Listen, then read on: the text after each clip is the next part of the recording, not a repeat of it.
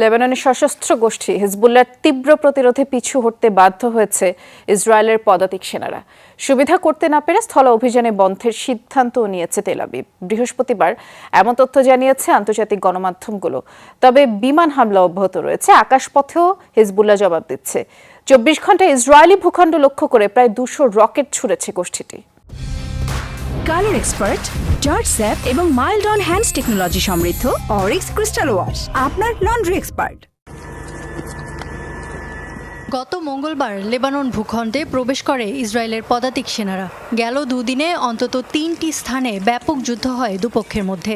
তবে গেরিলা যুদ্ধে দক্ষ হিজবুল্লাহ যোদ্ধাদের সমর কৌশলের কাছে নাজেহাল হতে হয় ইসরায়েলি বাহিনীকে। বুধবার হিজবুল্লাহ যোদ্ধাদের হামলায় প্রাণ গেছে 8 সেনা সদস্যের, গুরুতর আহতও হয়েছেন অনেকে।